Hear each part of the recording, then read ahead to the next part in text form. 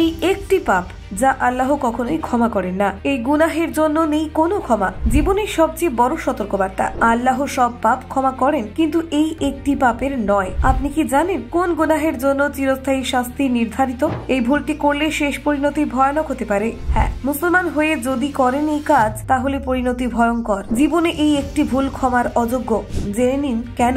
ইসলাম ধর্মে আল্লাহ তাআলা তার বান্দাদের প্রতি অত্যন্ত দয়ালু ও করুণাময়। তিনি অসংখ্য পাপ ক্ষমা করে দিতে পারেন যদি বান্দা আন্তরিকভাবে তওবা করেন এবং আল্লাহর দিকে ফিরে আসেন। কিন্তু এমন একটি গুনাহ রয়েছে যার সম্পর্কে পবিত্র কোরআনে স্পষ্টভাবে বলা হয়েছে, এই গুনাহ আল্লাহ কখনোই ক্ষমা করেন না যদি কেউ জীবনের শেষ মুহূর্তে পর্যন্ত তা থেকে ফিরে না আসে। এই অপরাধটি হচ্ছে শিরক বা আল্লাহর সাথে অন্য কাউকে অংশীদার বানানো। শিরক হলো সেই মহাপাপ যার দ্বারা একজন মানুষ আল্লাহের একত্ব তাওহীদের ওপর অবিশ্বাস প্রকাশ করেন। যখন কেউ আল্লাহ ছাড়া অন্য কিছুকে ইবাদতের উপযুক্ত মনে করে, তার সাথে ক্ষমতা উপাসনা বা আরাধনায় কাউকে অংশীদার করে, তখন সেটি শিরক হিসেবে বিবেচিত হয়। এটি এমন এক অপরাধ যা আল্লাহের মর্যাদার প্রতি চরম অবমাননা স্বরূপ, কারণ এতে তার সর্বোচ্চ অধিকারকে অস্বীকার করা হয়। শিরকের ফলে একজন মানুষ ইসলামের মূল ভিত্তি থেকে বিচ্যুত হয়ে পড়ে। ইসলামের প্রধান স্তম্ভ হলো তাওহীদ, অর্থাৎ এক আল্লাহের প্রতি পূর্ণ বিশ্বাস ও নির্ভরতা।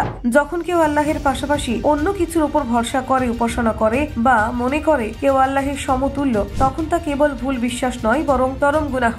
এমনকি কেউ যদি ভালো উদ্দেশ্যে কোনো নবী, ফেরেশতা, ওলি বা পীরকে আল্লাহের সঙ্গে সমান বলে মনে করে কিংবা তাদের উপাসনার কোনো মাধ্যমে যুক্ত করে, সেটাও শিরকের অন্তর্ভুক্ত হয়ে যায়। শিরকে আবার দুই ভাগে ভাগ করা হয়, বড় শিরক ও ছোট শিরক। বড় শিরক হলো সরাসরি আল্লাহের সঙ্গে অন্য কাউকে উপাস্য বলে মনে করা, আর ছোট শিরক হলো এমন আচরণ বা কথা যা আংশিক ভাবে হলেও আল্লাহের মর্যাদাকে লঙ্ঘন করে, যেমন লোক দেখানো ইবাদত করা বা আল্লাহের নামে শপথের পাশাপাশি অন্য কিছু নাম নেওয়া। এই ছোট শিরক মানুষের ঈমানকে দুর্বল করে তোলে এবং আল্লাহর কাছে গৃহীত না হওয়া আশঙ্কা তৈরি হয়। আল্লাহ তাআলা পবিত্র কুরআনে স্পষ্টভাবে বলেছেন যে তিনি শিরক কখনোই ক্ষমা করবেন না।